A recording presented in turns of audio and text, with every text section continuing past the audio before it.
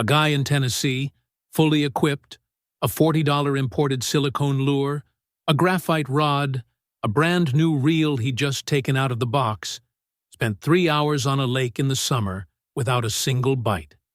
Clear water, good weather, perfect setup. Everything in place. 3 hours. 0 fish. On the other side of the pier, an old man with a simple fiberglass rod, old line, and a poorly sealed plastic bag was reeling in bass one after another. No hurry. No exaggerated enthusiasm. He would just cast, wait a few minutes, reel in, cast again, reel in another. When the guy with the expensive equipment finally asked what that brown powder rubbed on the bait was, the old man didn't even turn around to answer properly.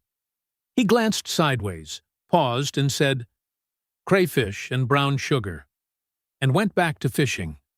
The guy left with 4 bass that day, the old man with 19.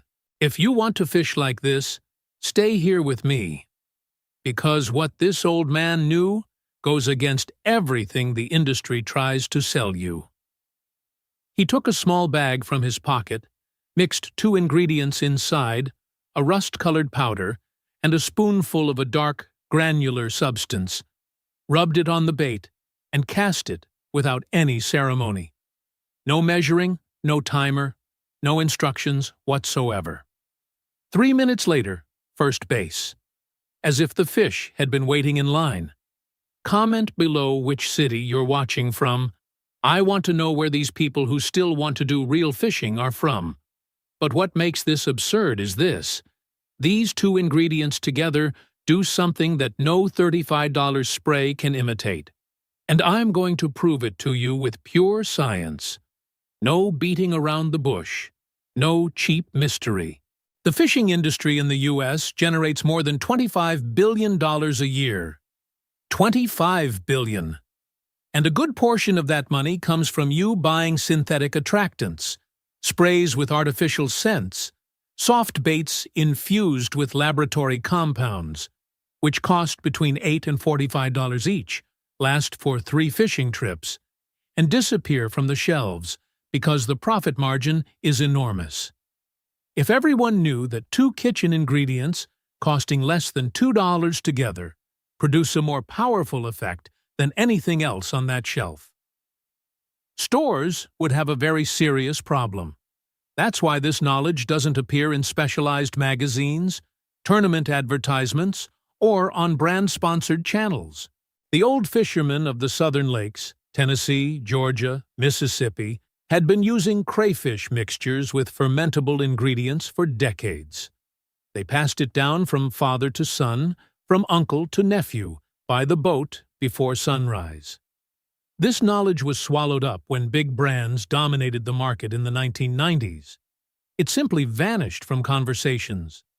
But the secret isn't just the crayfish.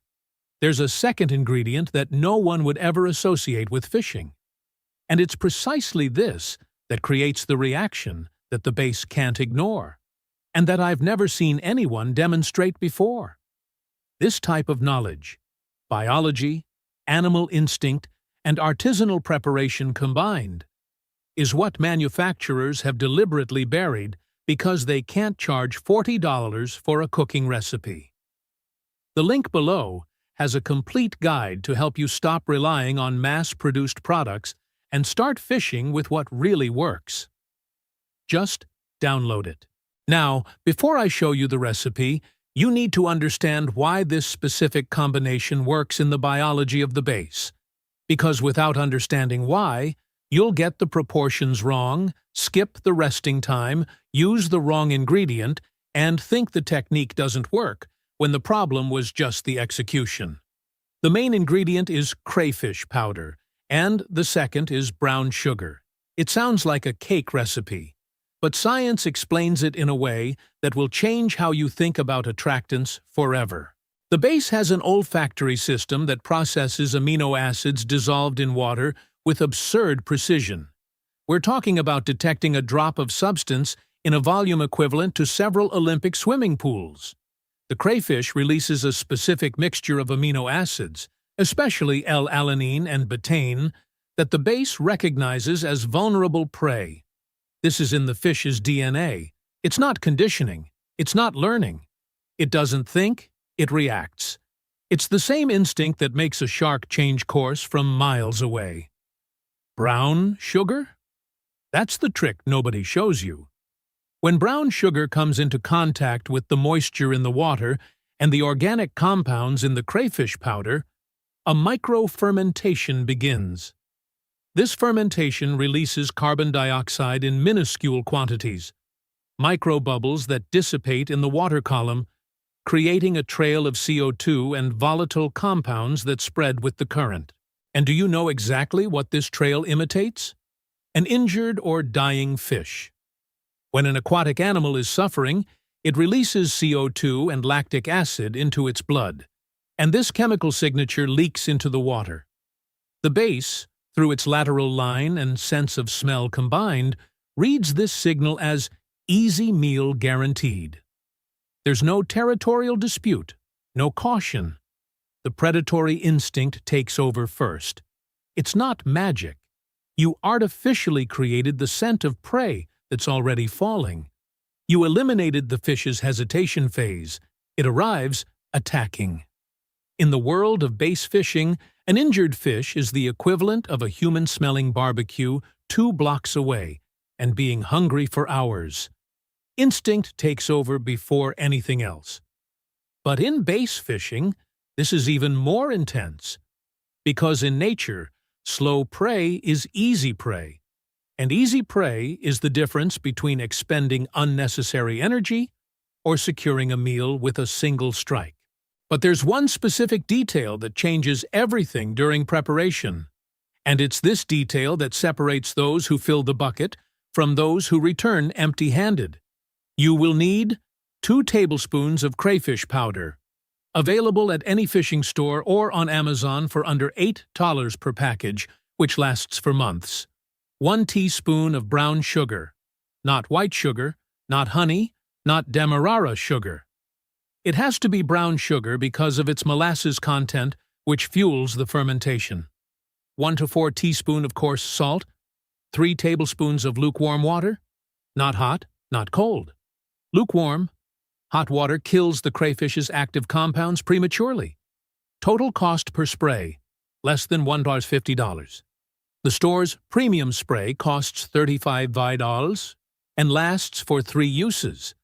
This one easily yields 20, with some left over. Step 1. Mix the crayfish powder with the salt while it's still dry.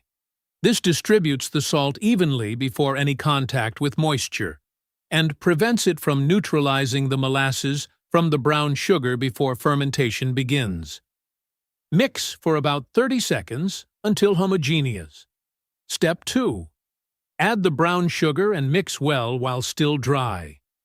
You will smell the molasses intensifying as you mix. This is exactly the smell that will multiply in the process later.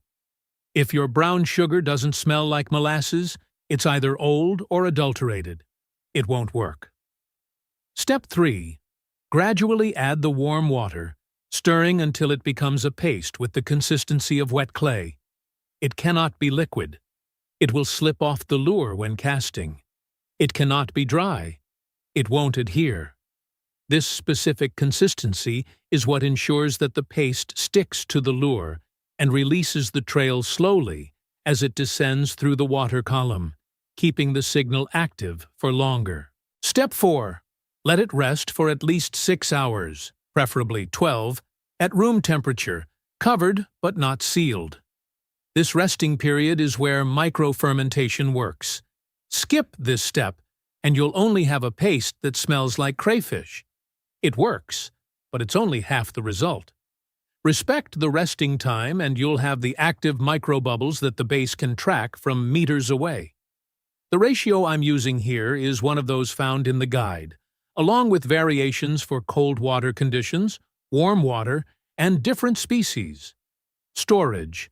Store in a sealed container in the refrigerator for up to 5 days without losing effectiveness. In the freezer for 3 weeks. Thaw at room temperature before use. Never in the microwave. But there's one specific mistake most people make when applying the bait without realizing it. And that throws away all that work long before the bait hits the bottom.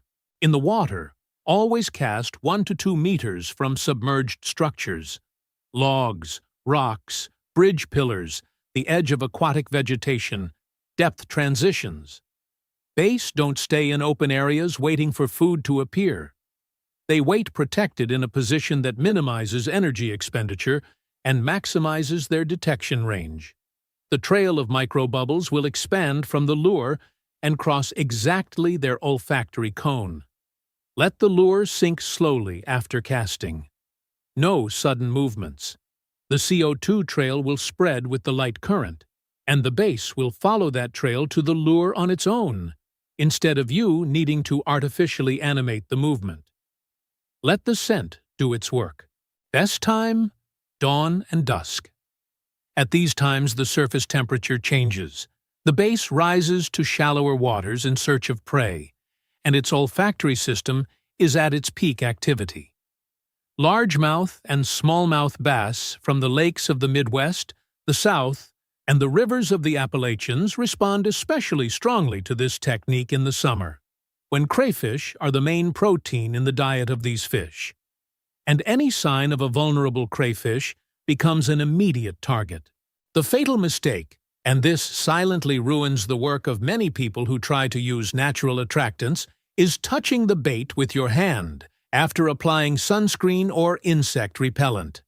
A single contact with benzophenon from the sunscreen or DEET from the repellent on the bait completely neutralizes the effect of the paste.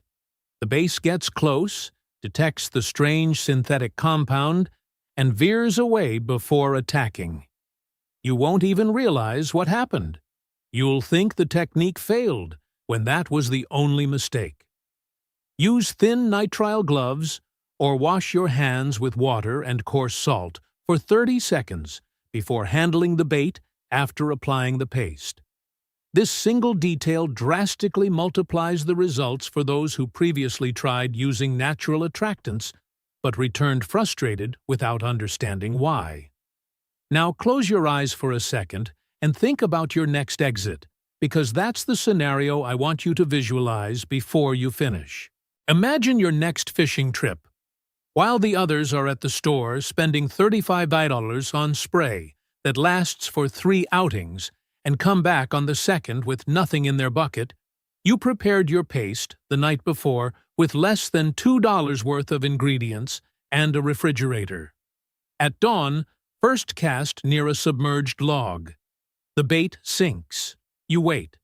First bass in 20 minutes, then the second. Your friends will ask you what you're using.